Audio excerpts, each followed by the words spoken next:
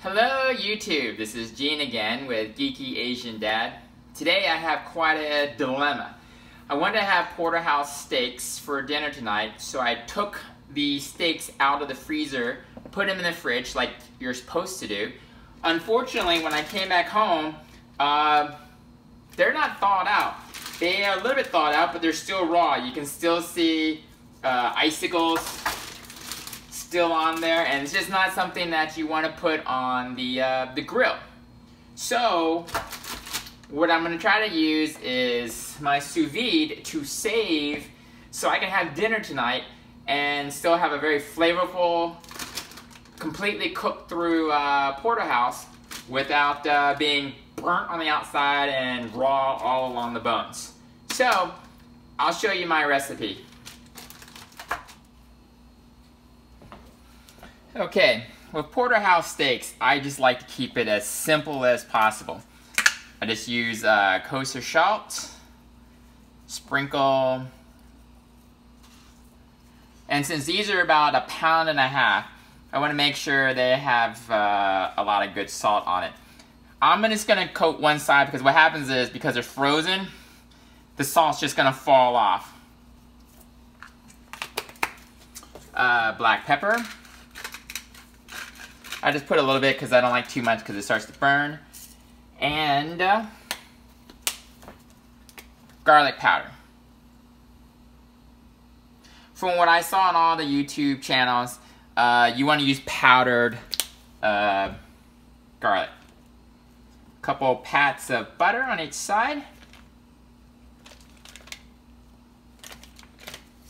And since I don't have all those fancy sous vide machines, I just use the plain Ziploc bag.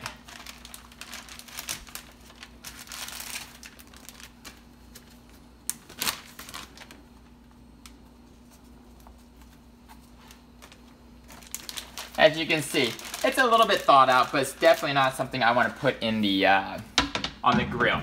I know it won't turn out good. All right. So now, into the sous vide.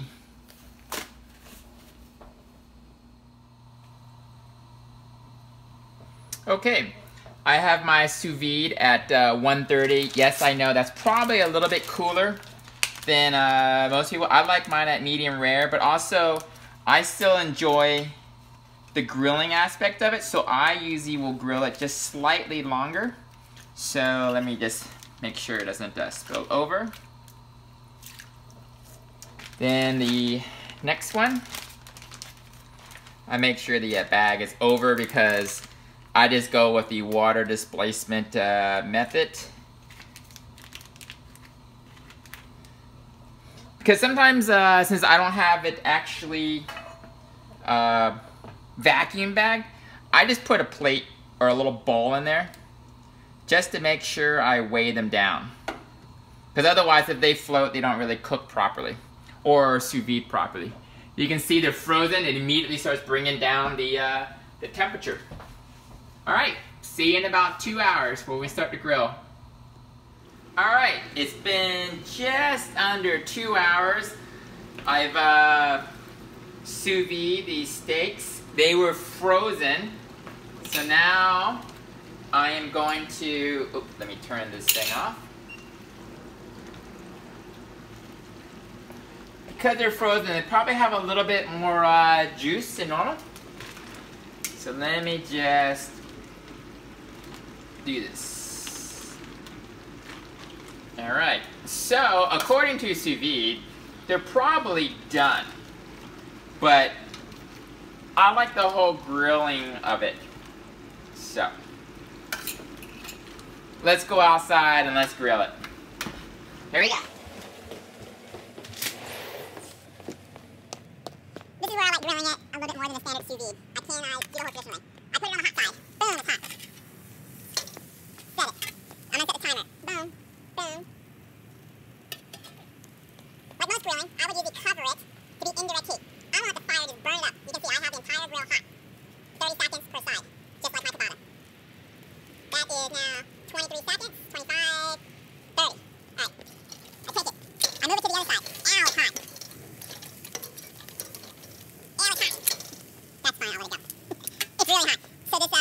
go crazy, crazy hot. This is where the grilling comes in. That's now 30 some seconds, right? Yep, 30 seconds. Switch it again. Grilling it again. Moving this one over. Hotness. Grilling it. Like standard TV. Letting it cook up. Everything's good. I cook it a little longer, which is part of the whole grilling. Uh-oh. Our rabbit's getting ready to escape. That's okay. So you can see, it's starting to flare up. What are we at now? We are now at 2 minutes. It's starting to get a nice char. We are, where are we at? 2 minutes. I'm okay with the flames. Flames are good. 2 minutes. Most of these says you should be done by now. This is where I like to grill it. You can see the smoke. You can see everything done. Let's see, I'm getting some good color to it. This is where I didn't pat it dry. I didn't worry about it. Just letting it cook. Let's see, where are we at now? So we're now at almost 3 minutes. Most sous vide would say, whoa, this is too long. I'm not. This is where the whole grilling comes in. One more turn. Let's see. I've got some good color to it. This is where I haven't fully embraced the sous vide. I still like grilling my porterhouse. I like the smoky flavor. I like all the flavor to it. And our rabbit is running around. That's okay. He enjoys it. That's it. Ready to take it in. So it's now been, what? 4 minutes. Let it rest. Let it rest. We're going in and we're going to do everything we're doing traditionally.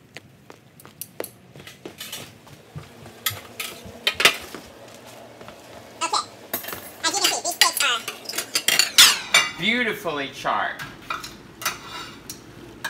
One steak's right there. Beautiful charred. Another steak right there. Beautiful charred. I am going to put, like every good grill, couple pats of butter. Let it rest. This is where the sous vide and the traditional cooking comes in. I'm gonna let it rest for a few minutes and we'll come back. Okay, the porterhouse has rested for a few minutes. Here we go. Have the pat of butter. Oh, sweet. Oh, sweet. Did this sous vide save the day? This one I'll try right on the right in the middle. I'll cut it. Look at that. Perfect medium rare. Let me cut this one up. Let's go try it.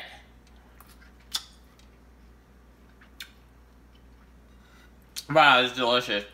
I mean, really, we start off with a frozen or near frozen porterhouse, but this is the fillet side.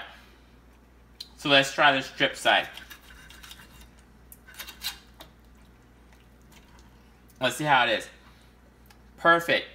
Medium rare, just like how me and my daughter like it. And we'll try it.